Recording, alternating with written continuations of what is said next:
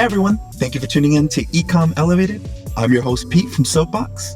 We made this show for listeners like you who are looking to grow, build, and succeed in the e-commerce industry. However, this landscape is consistently changing, with new players, ideas, and business models being introduced daily, which honestly, at times, can just be a lot to manage. That's why we sit down with industry leaders to discuss their tips for success, reveal their secrets of the trade, and so much more, which you can use to elevate your business above the competition. Welcome, and I really hope you enjoy the show.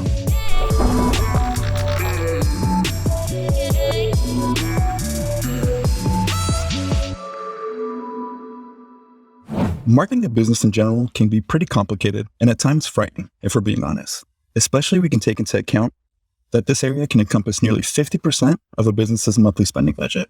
With that being said, I'm really excited to introduce our very first guest on E-Comm Elevated and someone that can shine a little more light on the subject, Mr. Joe Spisak. Hi, Joe, and welcome.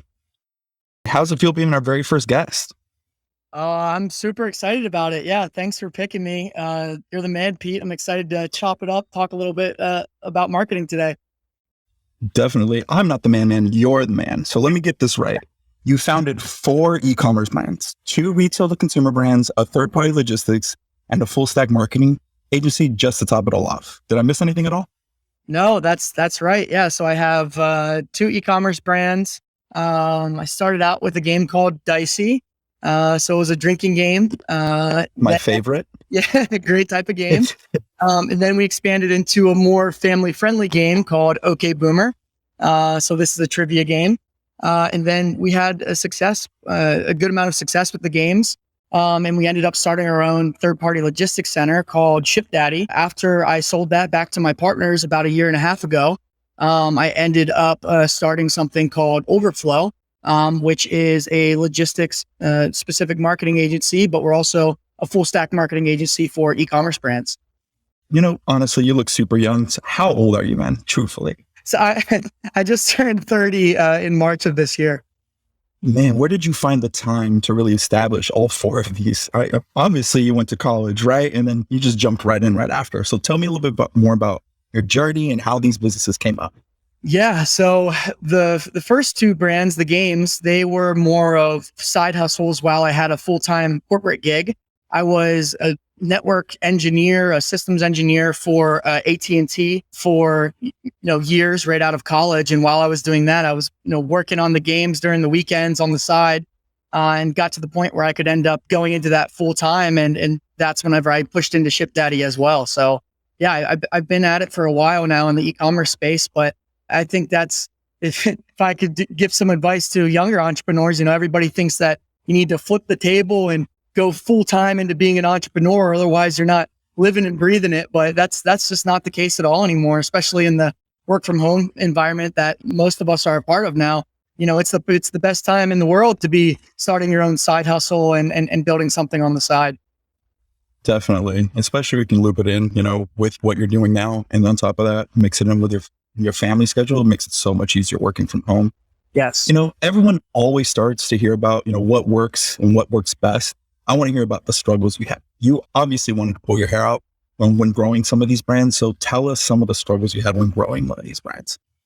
Oh man, great question. So there have been lots of struggles all along the way with each brand, and they've been different struggles for the different companies that we started and worked with. Yeah, they vary very differently from brand to brand, but I'd say, thinking about Dicey all the way back, the main struggle was really figuring out how to bring a product to market, right? How to create something high quality, how to find the right manufacturers overseas, how to import that, how to find a logistics center, how to set up your website. We were just teaching ourselves. So everything was a struggle, right? But then you take that knowledge that you gained and those failures that you had, and you look to make a better product the next time around. And that's really exactly what we did when we started OK Boomer. We realized the 21 to 30-year-old college male drinkers that we were selling Dicey to, we had this whole wide market in the family board game space with OK Boomer. And we had a really great story coming from my family, who is a family of board game lovers. So that's one of the things right there, just even your customer base and who you can market to and the different strategies behind that. But we ended up creating the first version of OK Boomer in probably around 6 months all in versus Wow. 2+ years to get Dicey to market. So it just gets better and better the more you stay at it. As you look back on all these, companies that you founded and still, currently managing a lot of these companies, how important do you think it is to have some type of marketing strategy in place when you're growing a business?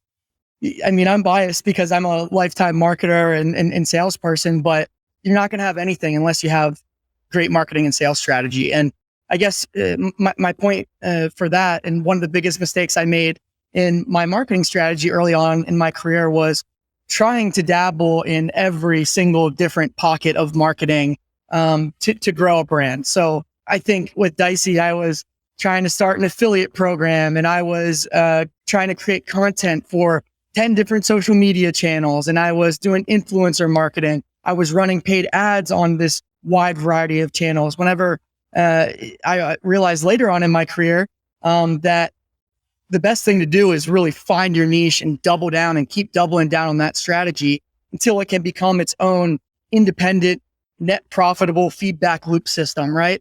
And then you can build another system off that and another system off of that. But you start with a hyper targeted marketing strategy, especially when you're just a little guy creating a brand from scratch. And then you start to build out more systems and play in different areas as you grow. I think especially if you're early on in your entrepreneurial journey, you need to really pick something and you need to run with it and not try and spread yourself too thin. That makes a lot of sense. Just really choosing one avenue in which to market in is and become some type of expert in that field really does make a lot of sense. And really, with so many marketing avenues available for businesses out there to acquire new businesses, can you break down some of this for us? What is organic social versus influencer marketing? There's so many different terms out there. Can you break down a couple of those that you used? Sure. So again, I'll just keep starting with the Dicey example, some of the success that we experienced early on there, which was a lot different than the success that we had in other areas and other businesses that we've run. But we'll go with the Dicey example. So where we really started to hit it off big there, again, we had zero money. I was coming straight out of college. I was kind of living paycheck to paycheck and putting everything I could into the business. We started off with just straight guerrilla marketing, content creation. So we ended up creating content ourselves, reaching out to people that were buying our game and, soliciting content from them. Maybe it was, hey, we will send you another free game for one of your friends. We'll feature you on our Instagram page, whatever. Just putting in the sweat equity and putting in a lot of hours to try and curate great content. So we used that content to grow our Instagram presence, which started bringing in not only more customers, but like business development opportunities as well. That's how we ended up, we gained a lot of followers and we got some attention from Barstool Sports, which got us onto the Barstool Sports Big Brain competition, which ended up, helping us get a couple hundred, low 1,000 orders a month. And, that gave us enough cash flow to push into the paid ad space.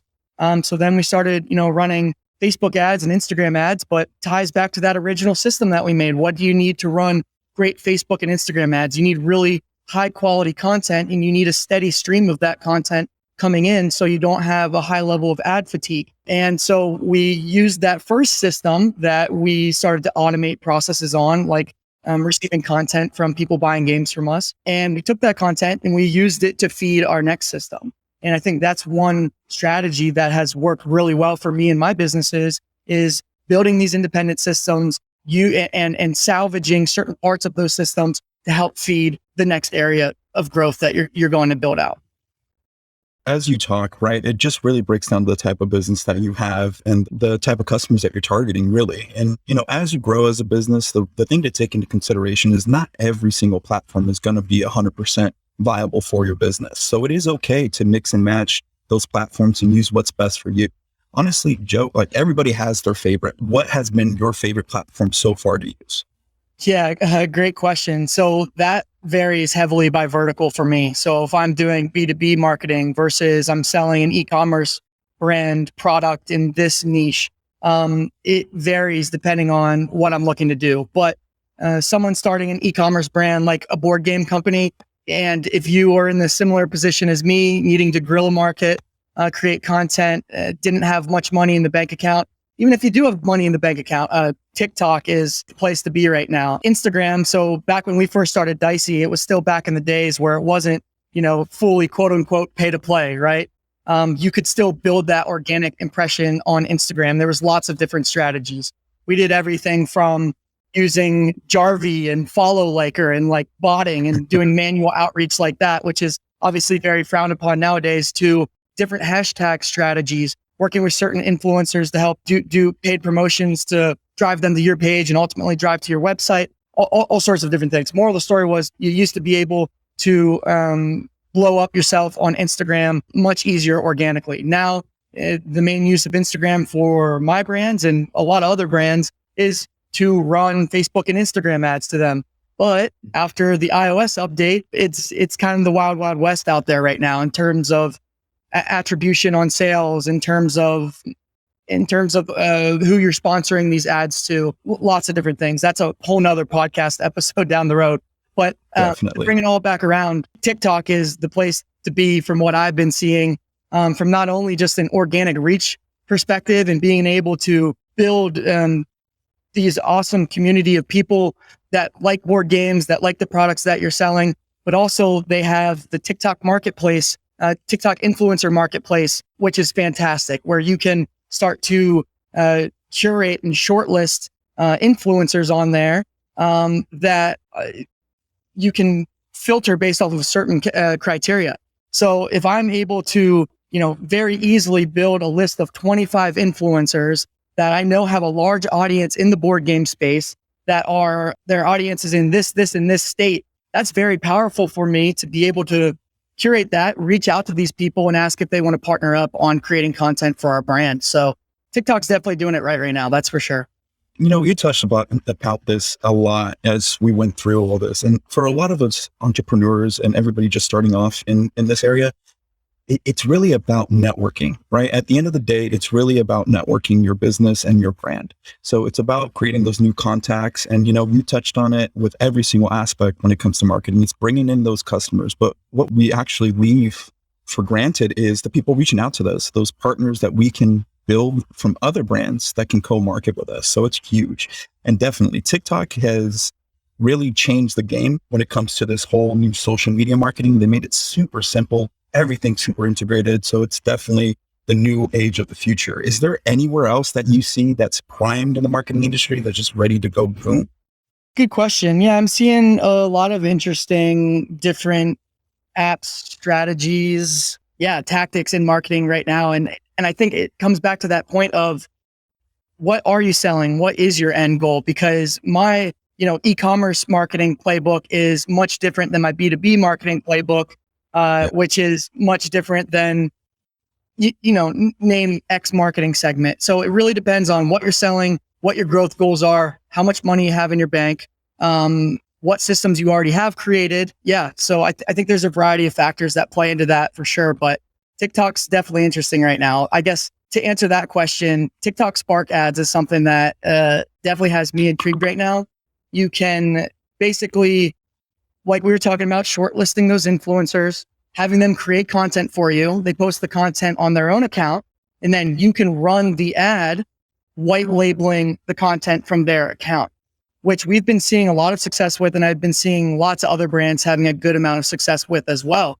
What does the influencer get out of it? Correct. They're getting great traffic to their brand and you're blowing them up while you are getting to promote your product. So if you're paying, tens of thousands of dollars a month to promote their product or to promote your product through them, they're getting, hundreds of thousands of free views coming to their profile as well. So it's a win-win situation for everybody, and influencers get to promote products that they care about. And there's some cool stuff going on there too. And we'll continue to keep an eye on TikTok as, this whole marketing strategy, this whole new age marketing strategy really just evolves as we go forward. Again, I thank you very much for being the very first guest on E-Comm Elevated. Super excited to have you on the show today. And I have one more question to you. What was the worst business advice you ever got?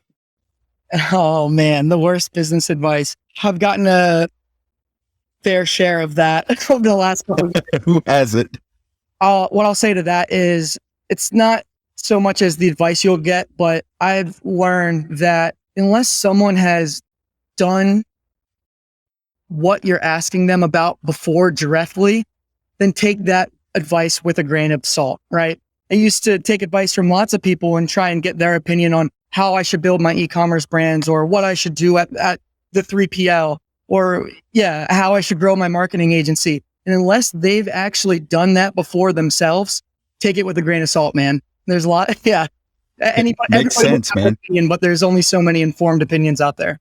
Well, again, thank you so much for being on the show. And I really hope that nothing but success for you and your businesses. And we'll see you later. Hey, thanks for having me, Pete. I can't wait to keep watching and see some of the new guests on here, but thanks for having me. And have a good one, brother.